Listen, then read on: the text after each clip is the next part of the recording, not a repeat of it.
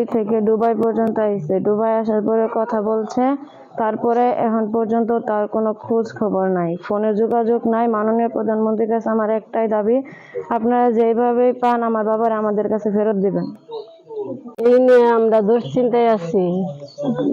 আমি এখন আমার স্বামীরা ফিরাই পাইতাছি না, এটা আপনার কাছে দাবি। আমার পরিবার দুশ্চিন্তায় এখন আছে, সরকারের কাছে এটা আমার দাবি, আমার স্বামীকে আমার কাছে ফিরিয়ে দেন। ইসলাম আমার চাচা সৌদি আরব থেকে দুবাই আসছে। দুবাই আসার পরে ফ্লাইট লোকাল বিমানে দুবাই আসছে। দুবাই আসার পরে সে তাকে আর খুঁজে পাওয়া যাচ্ছে না। আমরা সরকারের কাছে একটা করজোড়ে অনুরোধ জানাচ্ছি যে আমার চাচার পরিবার খুব অসহায়ের মধ্যে আছে এবং আমরাও খুব দুশ্চিন্তার মধ্যে আছি। আমার চাচাকে যেন দ্রুত দেশে আসার ব্যবস্থা করে দেয়, সরকারের কাছে আমাদের একটা করজোড়ে অনুরোধ থাকলো।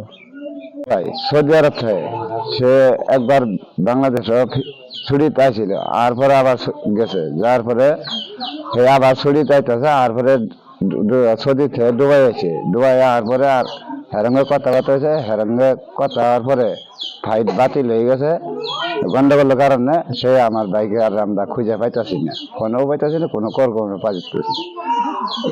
সরকারের কাছে আমার আবেদন, আমার ছোট ভাইকে জন্য খুঁজে দেওয়া। সম্পর্কে হয়েছে আমার জামাই, নাম হয়েছে রফিকুল ইসলাম। সে আপনি গত 5 বছর ধরে সৌদি আরব থাকে।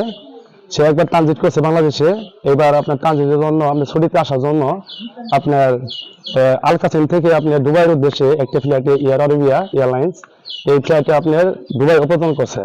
করার পরে সে বাড়িতে একবার ফোন দিছে, ফোন দিয়ে বলতেছে যে আমি দুবাই আসছি, লাইনে দাঁড়াইছি, কারণ ফোন টোন দিও না, আর কি আমার ফোনে চার্জও নাই, আর ফোনটা বন্ধ হয়ে যাবো। এই কথা বলেই ফোনটা আপনি কেটে দিছে।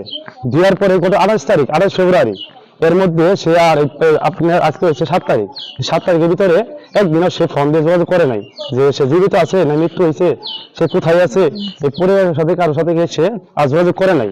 না করাতে গত আপনার 2 দিন আগে সে একটা ওই এয়ারলাইন্সটি আপনার বাংলাদেশে আসছে। আসার পরে কিন্তু আমি ওই মানুষটার কাছে গেছিলাম, যাই দেখছি তার টিকিটটা আর জামাই টিকিট একই এয়ারলাইন্স এয়ার আরবিয়া, সেই টিকিটটা আসছে। আসার পরে আসলে আমার জামাই আসে নাই, সেই মানুষটা আসছে একই এয়ারলাইন্সে।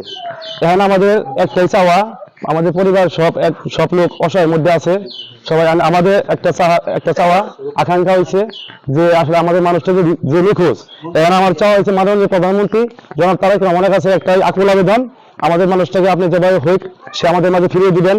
আর সে একজন রেমিটেন্স যোদ্ধা, আমি একজন রেমিটেন্স যোদ্ধা হিসেবে বলতেছি, তাকে যেমনি হোক আমাদের মাঝে ফিরিয়ে দিবেন। তার পরিবার সবাই কান্নাকাটিতে অবস্থা খারাপ, সবাই দুশ্চিন্তার মধ্যে আছি।